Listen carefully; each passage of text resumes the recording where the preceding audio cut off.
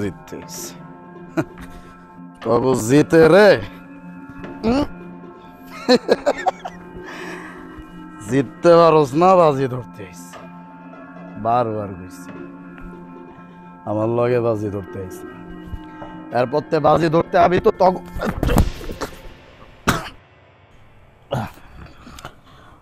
এত বড় কর্ত করতে এলো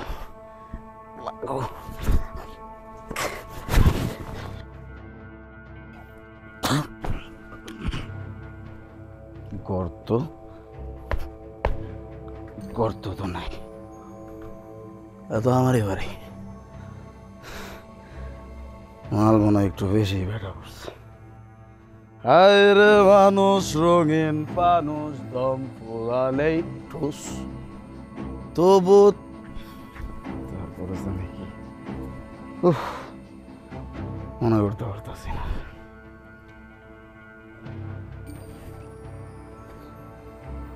আমার ঘর কোনটা ঘুরে ঘুরে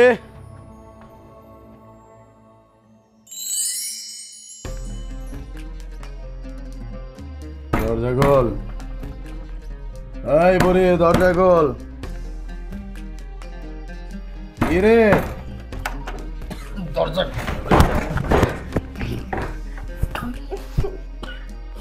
মুখে কি গন্ধ আপনি আবার খাইছেন এই আমি খাইছি কি খাই না এটা তোরে কৈফত দিতেই কি দরজা খুলছ কেন হ্যাঁ বুড়ি আমি এই বুড়ির 100 বার কইছি যে আমি তোর চেহারা দেখতে চাই না তারপর ওই আমি মদ খাবো না কি খাবো এটা তোর জিগায় খাইতে দিব হ্যাঁ আমার টাকায় আমি কিনা খাই তোর বাপের টাকায় কিনা খাই রে আপনার কতবার কইছি এইসব সাই পাশার খায়েন না তওবা করেন নিয়মিত নামাজ পড়েন দেখবেন সব মুশকিল আসান হয়ে যাবে মুশকিল আসান হয়ে যাবে তাই না ওই কি জানিস না আমার জীবনের সবথেকে বড় মুশকিল হইছিস তুই হ্যাঁ এই বুড়ি তল্লাকে বিয়া দিয়ে আমার জীবনটা ঝালামালা করে দিছে তুই আমার বাড়ির থেকে চইলা গেলেই তো আমার জীবনের সব মুশকিল আসান হয়ে যায় আমার মুশকিল আসান করতে এসে এই তোরে যে এত বকাবকি করি এত মারি তোরে লাথায় তোরে উষ্টায় তোর কি লজ্জা নাই রে এবার থেকে যাইতে পারস না হ্যাঁ এত তিতাবে হ্যাঁ কে তুই তওবা করেন সি সি সি সি সি এইসব কথা শুনলে আল্লাহ তাআলা নারাজ হন আপনার লগে যদি আমার জুড়ি না লেখা থাকতো তাহলে তো আপনার লগে আমার কোনোদিন বিয়াই হইতো না আমরা কলমা পড়া আল্লাহ ও আল্লাহ রাসূলকে সাক্ষী রেখে বিয়া করছি আপনি আমারে পছন্দ করেন না ঠিক আছে কিন্তু আপনি আমার এই বাড়ি থেকে যাইতে করেন না আমার পরিবারের কেউ কখনোই স্বামীর ভিটা ছাইরা বাপের বাড়ি যায় না আপনি নামাজ পড়েন দেখবেন সব কিছু ঠিক হয়ে গেছে আর নামাজ পড়লে অপকর্ম থেকে দূরে রাখে জ্ঞান দেওয়া যাবে আমার জ্ঞান দিতে কি বলি নামাজ মানুষেরে অপকর্মের থেকে বিরত কেডা দিচ্ছে কত মানুষ দেখলাম অপকর্ম করতেছে নামাজও করতেছে আইসে এরকম মাতাল স্বামীর এমন কথা আপনি ফার্দার আর বললেন না আপনি মাইন্ডের কথা কেন কন নিজের ভালো নিজে বুঝতে পারেন না নিজে আগে ভালো না আপনার কবরে অনেক হয়ে যাইয়া আপনার কর্মের জবাব দিব না আপনি আল্লাহর কাছে গুনাহগার হয়ে যাবেন আপনি তওবা করেন বান্দা যদি খাস দিলে তওবা করে আল্লাহ তাআলা মাফ করে দেন এই তোর মাকি তোর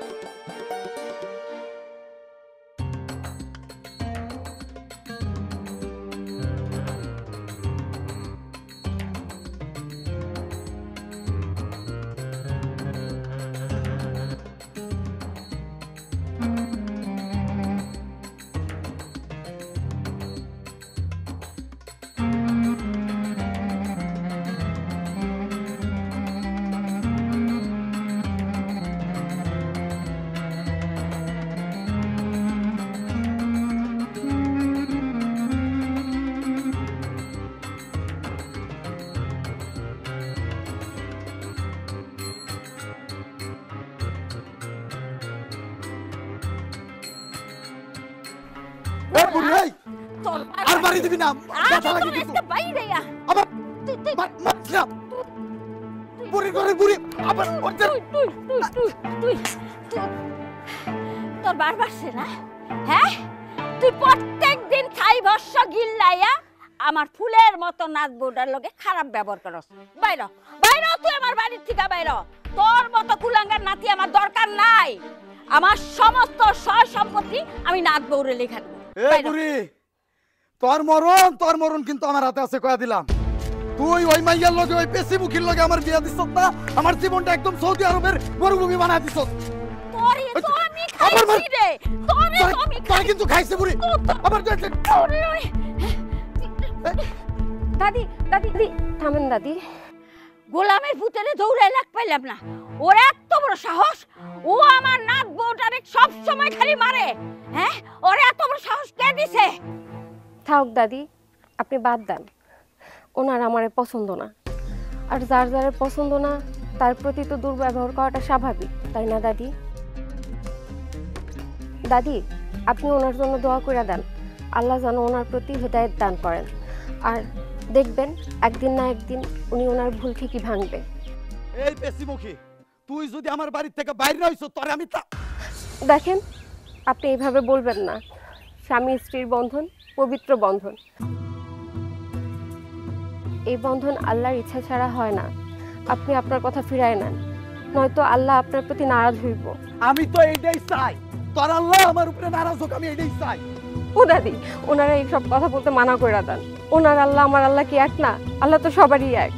দেখেন আপনি তওবা করেন আল্লাহর সাথে নাফরমানি করেন না। এ বুড়ি এই যে এই ফেরেশতার লগে বিয়া দিয়ে আমার জীবনটা নষ্ট করছত না তোর কপালে শনি আছে তোর কপালে শনি আছে রে বুড়ি থাকুম না আমি তোর বাড়িতে তুই থাক তোর এই নাত বউরে নিয়ে তুই থাক এই বাড়িতে থাক তোর এই লাঠি আমি যেদিন পাবো তোর এই তোর লাঠি দিয়ে আমি পিটাবো। দাদি দাদি ওনারে থামাও দাদি উনি কই যাইবো কই থাকবো কি খাইবো দাদি উনি যে না খাইতে খাইতে মরে যাইবো দাদি ওনারে থামাও দাদি। ও মরে গেলে তোর কি? ও দাদি আপনি এটা কি কন উনি তো আমার স্বামী উনি মরে গেলে আমি আল্লাহর কাছে কি জবাব দিব? তোর জন্য যার জ্বলে না তোর এত জ্বলে কে? ও দাদি আপনি ওনারে বাড়ির বাইরে যেতে মানা করেন আপনি ওনারে বলেন আমি ওনার সাথে এক বিছানায় ঘুমাবো না আর আমি ওনার সামনে দিয়ে ঘোরাঘুরিও করবো না দাদি তাও ওনারে বাড়ির বাইরে যেতে মানা করেন দাদি এই বাড়িতেই থাকতে বলেন।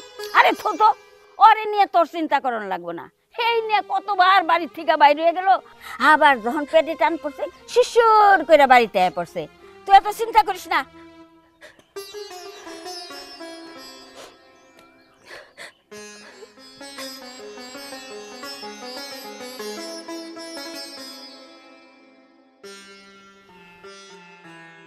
সুলেমান সুলেমান কিরে কি হয়েছে প্রত্যেক দিন লুডো খেলার লেগে পাগল হয়ে যাস আজকে তোর কি হইলো? গেলুম না তুই গেল মনটা ভালো নাই। গতকাল রাইতে তো সেই মাল খাইলি অহন কষ্ট মনটা ভালো নাই তোর ব্যাপারটা তো বুঝলাম না বাড়িতে আবার ঝগড়া করছস নাকি? ওই বুড়ি আমার জীবনটারে একদম তেজপাতা বানায় দিছে আমার জীবনটারে একদম সৈতার জমিন বানায় দিছে জীবনটা শেষ করে দিছে ওই বুড়িরে পাইলে আমি খুন করুম। হায় রে বুড়ি আবার কি করলো? কি করলো? হালা আমি করুম না বিয়া আমার জোর কইরা বিয়া দিছে। তুই বেটা বিয়া করছস তো কি হইছে? আমি তো জানি তোর বউ নামাজ পড়ে রোজা রাখে খুবই ফরেজগার বউ পাইছস বেটা শুকরিয়া কর। পরেশগার বউ সবার কপালে জুড়ে না ওই যে উপরে একজন বয়া রইছে না আল্লাহ পাক মারাত্মক মজা করে হালাই আমি একটা মদারু আমার লগে দিছে একটা পরেশগার বউ। ধুর শালা আল্লাহর কাছে বেটা শুকরিয়া কর আমাকে বউরে তো আমরা কয়া বইলেও নামাজ পড়াইতে পারি না এক ওয়াক্ত পড়ে তার এক ওয়াক্তের খবর নাই। আমি তো শুনছি ভাবি খুবই নামাজি রোজা রাখে খুবই ফরেজগার। আলহামদুলিল্লাহ তাহলে বন্ধু এক কাম কর আমার বউডারে লইয়া তোর বাড়িতে যা। ধুর শালা গাজার টানে কথা কস নাকি? গাজা খেয়ে কি টাল হয়ে গেছস? এসব কইলে আল্লাহ বেজার হইব। হ্যাঁ কি খস রে তো গল্ল বেজার হয় তো বেজার হইব না? ধুত একা একা খেলতে আর ভাল লাগতেছে না ল বাড়ির যাই। আমার কোনো বাড়ি ঘর নাই তুই জায়গা তোর বাড়ি আছে বউ বাচ্চা আছে যা। ওই বেটা বগলামি বাদ দে খিদায় পেট চোচো করতেছে তুই থাকলে থাক আমি যাই। আমি বন্ধু খিদা সহ্য করতে পারি না, খিদা লাগলে শরীরটা কাঁপে। তোর এই জায়গায় বয়া থাকতে কইছি, জানা বেটা ভালো কথা কস, ল বাড়িতে যাই। যদি বাড়িতে না যাস আমাকে বাড়ি চল। এই বেটা ওই, তুই যদি হ্যাঁ যদি থাহস তোর হ্যাঁ পেট পূজা কে করাইবো? আমার খিদা নাই, খিদা মইরা গেছে। ওই পেশি মুখী আর ওই বুড়ি আমার সব খিদা মেরা লাইছে। চা শালা, তুই না খাইলে না খা, আমি গেলাম। যাবি যাবি, আমার আবার কর কি? কিন্তু ঘুম হয় না, তার মধ্যে আবার চিল্লাই যাচ্ছে।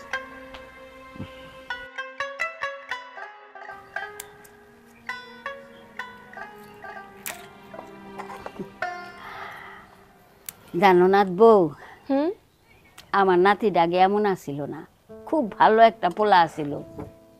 মদ তো দূরের কথা, মদের গন্ধ সহ্য করতে পারতো না। বাজে কোনো মেল আসিল না, একদম ঘরকুনা আসিল। তাহলে উনি হঠাৎ এমন হয়ে গেল কেন দাদি? ও মাইনা নিতে পারে নাই, মনের কষ্টে নাতিটা আমার এমন হয়ে গেছে। কি মাইনা নিতে পারে নাই? আমার লগে ওনার বিয়া। আরে না, ওর বাপ মায়ের সারাসারি। দাদি, এই না তুমি কইলা ওনার বাবা মা নাই? ওর বাপ মার যখন সারাসারি হয়ে যায় তোর নাতিটা আমার কেমন জানি বোবা হয়ে গেল। ওর মুখে কোনো ভাষা নাই। ওর বয়স তখন কত, 10 কি 12, ও তখন সবই বুঝে। দাদি, আব্বা আমার সারাসারি হলো কেন? আমার পোলাটা একটু আলসা কিসিমের আসলো, কাম কাজ কিচ্ছু করতো না, খালি মেজাজ খারাপ করতো, বউডারে দইরা দইরা মারতো। আমার পোলা বইলা কইতাছি না, আমার পোলাডার স্বভাব চরিত্র ভালো আসিল না। ওর বাবার অনেক জায়গা সম্পত্তি আছিল। ওই যে কথায় আছে না, বাপের ধনে পোদ্দারি, আমার পোলায় সেই বাপের ধনে পোদ্দারি করতো, ফুটানি কইরা বেড়াইতো। বউ আবার এসব পছন্দ করতো না। তোমার নাতির স্বভাব তো হ্যার বাপের মতো। তুমি যাই না শুনে এমন নাতির সাথে আমার বিয়া দিলা কে দাদি? ও যে ওর বাপের মতো হইব এইটা যদি আমি জানতাম। বোন রে, আসলেই কইতাছি, ওর বাপের মতো না। তোমারে দেখা বুকে সাহস পাইছি। তুমি একটা পরহেজগার মাইয়া, নামাজ পড়ো, রোজা রাখো। এমন পরহেজগার স্ত্রীর পাশে স্বামী যতই বেদুইন হোক না কেন, এই স্ত্রীর গুণে আল্লাহ তারে হেদায়েত করে দিব।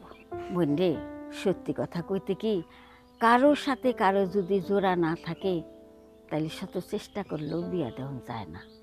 আমি এটা মনে প্রাণে বিশ্বাস করি দাদি। পৃথিবীতে আল্লাহ জোড়া বানাই পাঠাইছে। ওর মা যদি আর বিয়া না করতো তাইলে ওর জীবনটা এমন হইতো না। আর ওর মায়ের দোষী বা কি দুমুখ, ওর মায়ের বয়স ছিল কম। ওই বয়সে একটা নারী একা একা থাকতে পারে? তাহলে আমার শ্বশুর এখন কই? আমি জানি না রে বোন, আমার পোলা এখন কই আছে, আছে কি মইরা গেছে। ওর বউ চলে যাওয়ার পরে আমার পোলাটাও জানি কই চলে গেছে, নিরুদ্দেশ হয়ে গেছে। একজন সন্তানের মা বাবা যদি থাইকাও না থাকে তাইলে ওই সন্তানের মন কেমন হয় কও?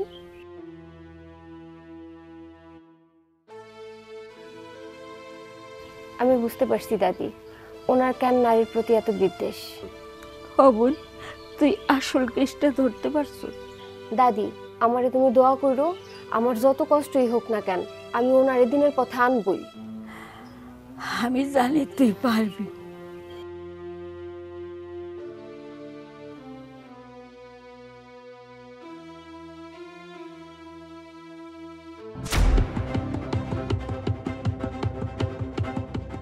এই শালার পর, এই মজা লস বেটা আমার লগে কুত্তাও ছাড়ে না। কাউয়াটাও আছে।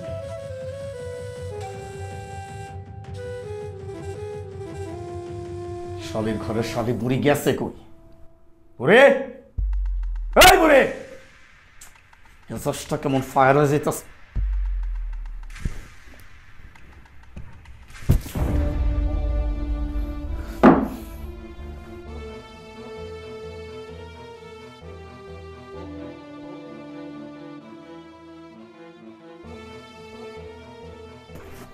আপনি এমন গুনাহের কাজটা করতে পারলেন?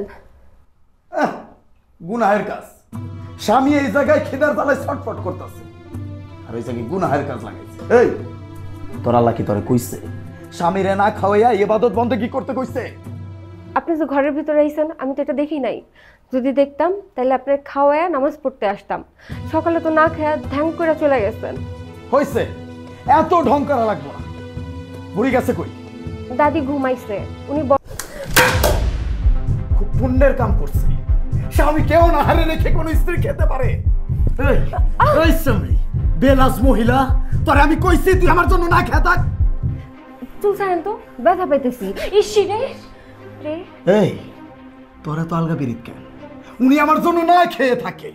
তোরে আমি কতবার কইছি আমার জন্য তোর না খেয়ে থাকতে হইব না, তোর বারা ভাত আমি কোনোদিন খাবো না। তারপরেও বারবার বেহায়ের মতন।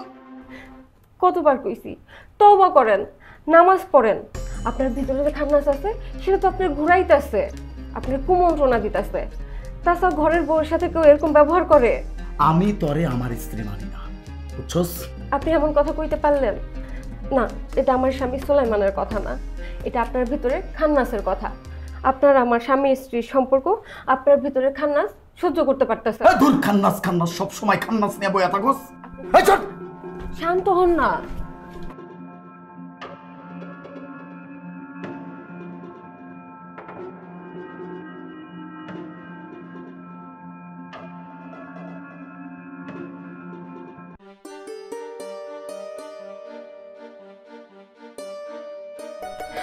হে আল্লাহ, আপনি আমার স্বামীকে হেদায়েত দান করেন, তার ভিতরের খান্নাস থেকে তাকে রক্ষা করেন।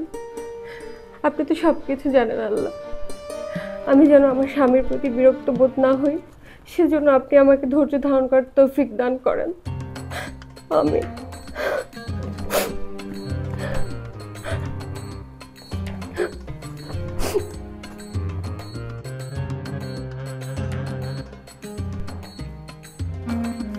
এই তোর সমস্যা কি? হ্যাঁ, তোরে আমি আরে ব্যথা লাগে। তোরে আমি দাদি তুমি ওনার আর মাইরো না, তোমার দোহাই লাগে দাদি। না, ওর অত্যাচার আর সহ্য করতে পারতাছি না। ও কি পাইছে? হ্যাঁ, একটু কিছু হইলে তোর গায়ে হাত তোলে। ও পাইছে এটা কি? থাক দাদি, উনি আমারে মারছে সেটা আমার কপালে ছিল। এটা যদি আমার কপালে নাই থাকবো তাহলে ওনার মতো মাতাল স্বামী আমার কপালে জুটবো কেন? আমার ভাগ্যে ওনার মতো মাতাল স্বামী জুটছে, এই জন্য আমি এক বিন্দু বিচলিত না দাদি। বিশ্বাস করো দাদি, আল্লাহ ওনার একদিন না একদিন দিনের পথে আনবই আনবো। দেখ দেখ গোলাম, দেখ তোর বউ কি কয়। তোর তো 7 জন্মের কপাল, যেমন পরহেজগার বউ পাইছস। হ্যাঁ, তোর তো দিন রাত আল্লাহর কাছে শুকরিয়া আদায় করা উচিত। আইছে আমার ফেরেশতা বউ। হ্যাঁ, ফেরেশতাই তো। এমন পরহেজগার মাইয়া অত্র এলাকায় একটাও আছে? হ্যাঁ, পাড়ার মাইসে তো তোর বউরে দেখে হিংসা করে যে তোর কপালে এমন বউ কেমনে জুটলো। এই গোলাম, কি আছে তোর? তুই এত বাহাদুরি দেস কেন? হ্যাঁ, তুই ওর গায়ে হাত তুলি কেন? কি করছো? ওর দোষ কি আছিল? এই বুড়ি, এই তোরা আমি বারবার কইছি যে ওর হাতে আমি কোনো ভাত খাবো না।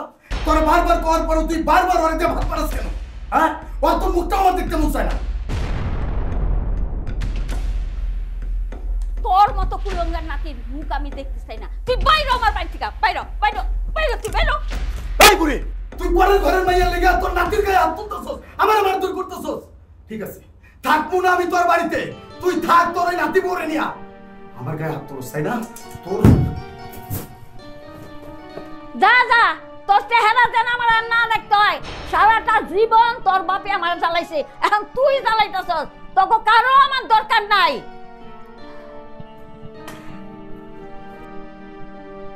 যা, যাবি তো? আমার পোলা গেছে, পোলার বউ গেছে, আমার নাতিটাও চলে গেছে, তুই আর থাকবি কেন?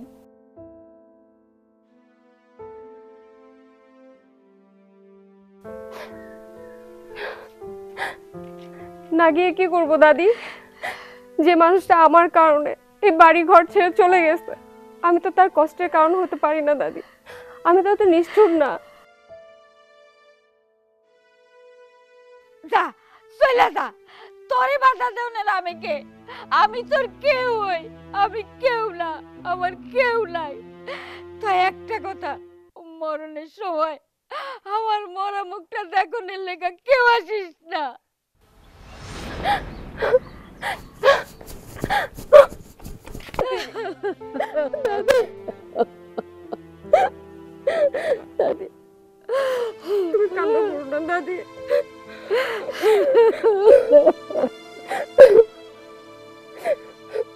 আমি যাবো না নানি, আমি তোমাকে ছেড়ে তোমাদেরকে ছেড়ে যাবো না। বুড়ি, এই বুড়ি, আপনি আবার মদ খেয়ে আইছেন? আইছি 100 বার খামো, 1000 বার খামো, তোর বাবা। শোনেন, আপনি আমার মরা বাপ তুইলে কথা বলবেন না। আপনি যা বলার আমারে বলেন। এই কত বড় সাহস, তুই আমার মুখের উপরে কথা কইস? হ্যাঁ, আজকে তো তোর আমি জানি মারি।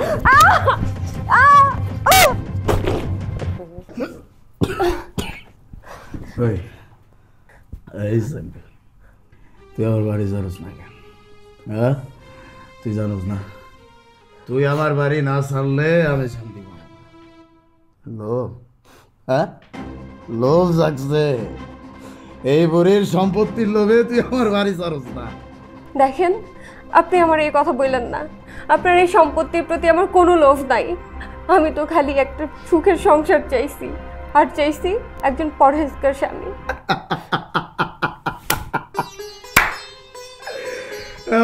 দেখছোস, হ্যাঁ তোর আল্লাহ তোর লাগে কত বড় প্রতারণা করছে।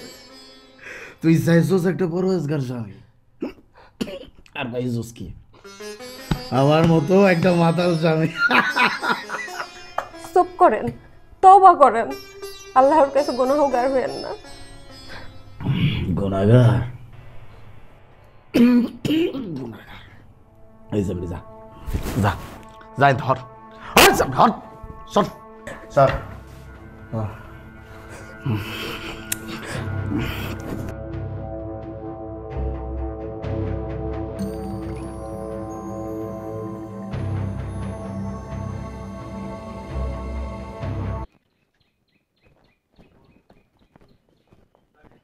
সুলেমান, এই সুলেমান, কি ব্যাপার কাকা, আমার বাড়িতে কি হয়েছে? তুই তো একটা অনেক বড় বেয়াদব। মুরব্বীদের সালাম দিতেও শিখস নাই। তোর নামে বিচার আছে। মসজিদের বড় হুজুর তোকে ডেকেছে। নালিশ? আমার নামে নালিশ কারা করছে? আমি। তুমি বুড়ি, তুই আমার নামে নালিশ করছ? এই চুপ! দাদির সাথে কিভাবে ব্যবহার করতে হয় সেটাও শিখিস না। তোর বউ নামাজ পড়ে আর তুই মদ খেয়ে তার উপর অত্যাচার করিস। মসজিদের বড় হুজুর তোকে ডেকেছে, মসজিদের মাঠে তোর নামে বিচার হবে। চল বুড়ি, তরে ওরে নিয়ে যান। ওর মতো কুলাঙ্গার নাতি আমার দরকার নাই। যাও নিয়ে আসো। এই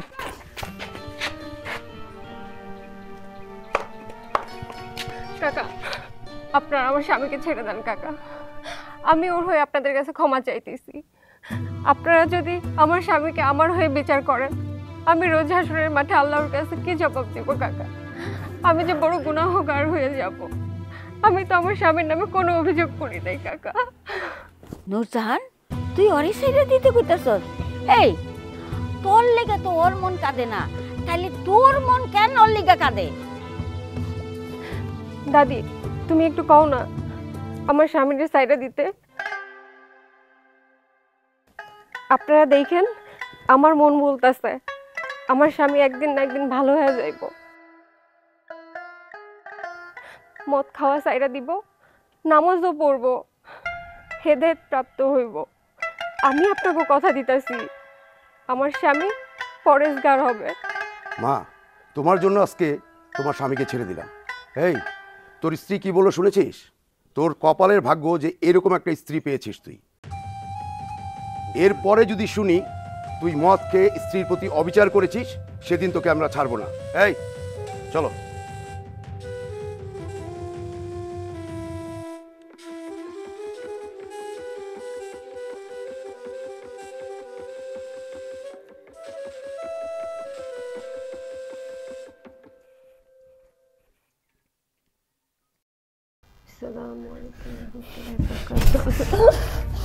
তোরে আজকে আমি ছাড়ব না। আজকে তো তোরে আমি জানে মেরে বলাম। মারেন না, আমি ওর বাঁচতে চাই না। এই বেশি মুখে, তুই আমার বাড়ি ছাড়ছ না? হ্যাঁ, লোভ জাগছে, আমার বাড়ির সম্পত্তির লোভ জাগছে। কি ভাবছস আমার দাদি তোর নামে সব সম্পত্তি লিখা দিব? এই ভাত তুই দুধ দিয়ে মাখিস না, এই স্বপ্ন তোর জীবনে পূরণ হইব না। কি করতেছেন আপনি এসব কথা? হ্যাঁ? আমি আপনার এই বাড়ি চাইছি, এই সম্পত্তি আমার দরকার নাই তো। দরকার নাই তাহলে বাড়ি ছাড়স না কেন?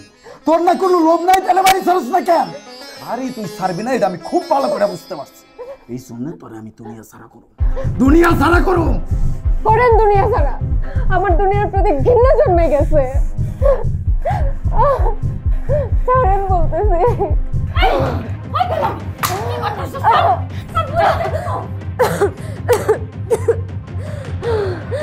এই বুড়ি, এই বুড়ি, ওই এই বাড়ি ছাড়ে না কেন? ওই এই বাড়ি ছাড়বো না। দরকার হলে তুই এই বাড়ি ছাড়বি। তুই ছাড় এই বাড়ি। তুই যদি এই বাড়ি না ছাড়, তাহলে আমার মরা মুখ দেখবি। তুই মরসটাকে। থাকবো না তোকে বাড়িতে, তোরাই থাক। দাদি, দাদি আমি কি দোষ করছি দাদি? আমি তো কোনো দোষ করি না দাদি। তুমি এমন করে কেন দাদি আমার সাথে?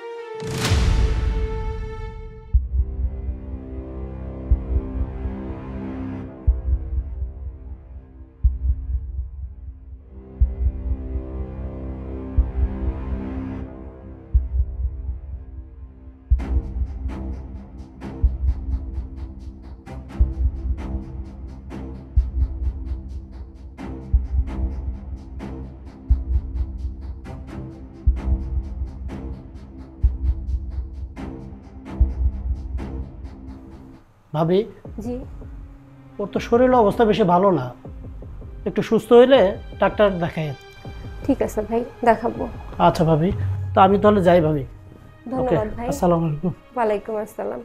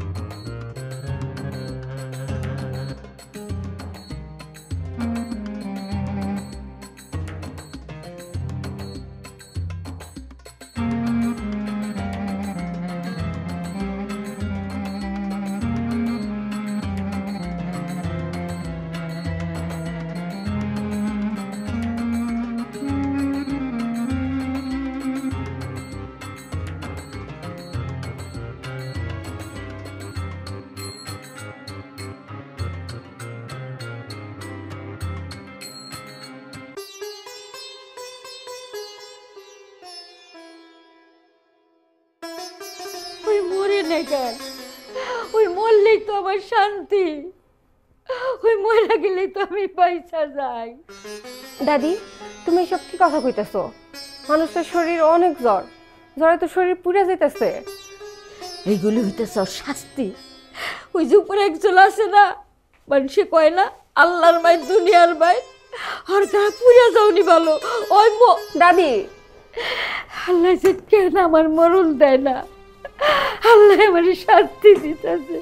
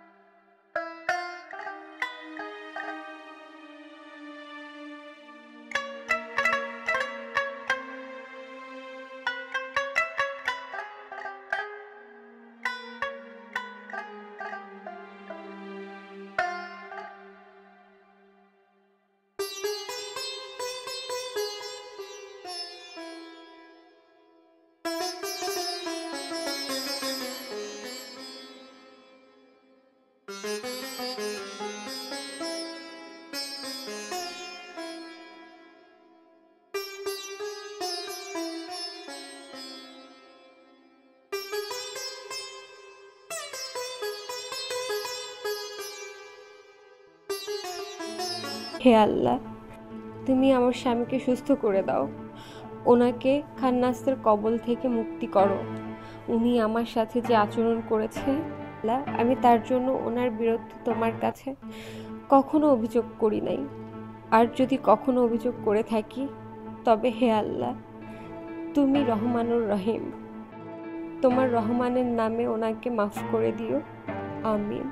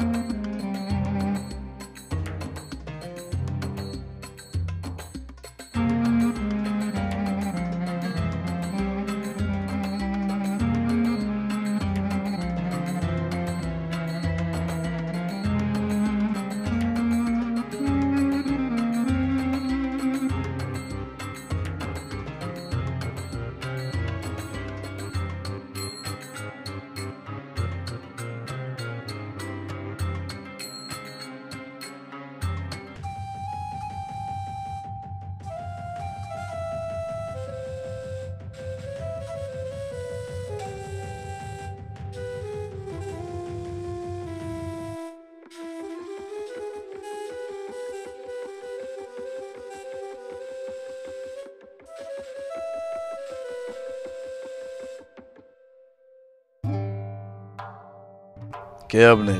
তোর মৃত্যুদূত, তোর জান কবজ করতে এসেছি। না না না না না না, আমি মরতে চাই না, আমি বাঁচতে চাই। মরতে তোকে হবেই, তোকে জাহান্নামের আগুনে নিক্ষেপ করব। আমার স্বামীর জান কবজ করবেন না। এতদিন হয়েছে ওনার সাথে আমার বিয়ে হয়েছে, কিন্তু একদিনও ওনার সাথে আমার সুখের কোনো স্মৃতি নাই। ওনার সাথে আমার বিয়ে হয়েছে ঠিকই, কিন্তু সোহাগ রাত হয় নাই। আল্লাহ যদি ওনার সাথে আমার বিয়ে লিখেই রাখবো, তাহলে কেন ওনার সাথে আমার সোহাগ রাত হইব না? আমি আমার স্বামীর হেদায়েত ছাড়া ওনারে মরতে দিতে পারি না, তাহলে যে আমি নারী হিসেবে কলঙ্কিত হয়ে যাব। আপনি আপনি এই হতভাগ্যবতী মিনতি রাখেন। যা, তোর নেককার স্ত্রীর জন্য জাহান্নামের আগুন থেকে বেঁচে গেলি।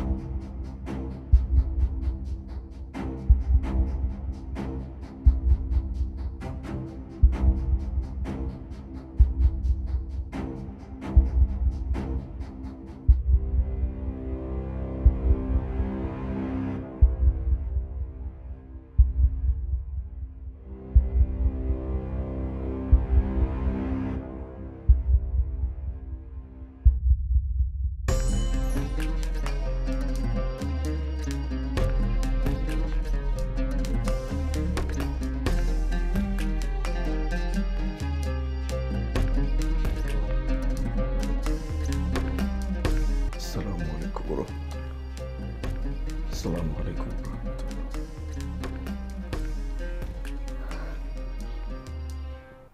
হে বাবুত, বাবু তুমি আমারে মাফ করো বাবু। আমি আমার স্ত্রীর প্রতি যে অন্যায় করছি, যে অবহেলা করছি, সব কিছুর জন্য আমি তোমার কাছে ক্ষমা চাইতেছি। আমি জানি যে যা কর্ম করবে তার কর্মের ফলও সে ভোগ করবে। আমি আমার কর্মের ফল ভোগ করতে চাই। তুমি আমাকে হেদায়েত প্রাপ্ত করছো আল্লাহ পাক, তাতে আমি তোমার প্রতি চিরকৃতজ্ঞ। আমি আমার স্ত্রীর প্রতিও চিরকৃতজ্ঞ। হে আল্লাহ, আমি তোমার ইবাদত করতে পারি ও তোমার দেওয়া সরল পথে চলতে পারি, সে তৌফিক আমার দান করো। আর বিশেষ করে আমার স্ত্রীকে যেন আমি সব সময় ভালোবাসতে পারি, সেই মনোবল, সেই বিশ্বাস তুমি আমাকে দান করো। আমি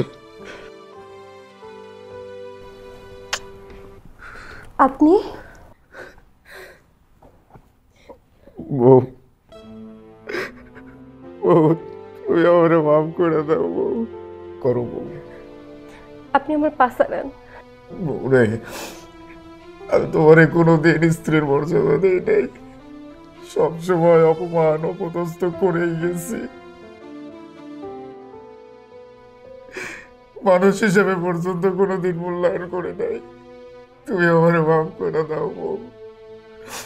আল্লাহ পাক তো কইছে, বান্দা তুমি যদি আমার কাছে অন্যায় করো, তুমি আমার কাছে ক্ষমা চাইলে আমি ক্ষমা করে দিব। কিন্তু বান্দা তুমি যদি কোনো বান্দার সাথে অন্যায় করো, এই বান্দা যতক্ষণ পর্যন্ত তোমারে ক্ষমা না করবে ততক্ষণ পর্যন্ত আমি আল্লাহ তোমারে ক্ষমা করবো না। বউ বউ তুমি আমার মাফ করে দাও। আমি তোমার সাথে অনেক অন্যায় করছি, আর কোনোদিন না।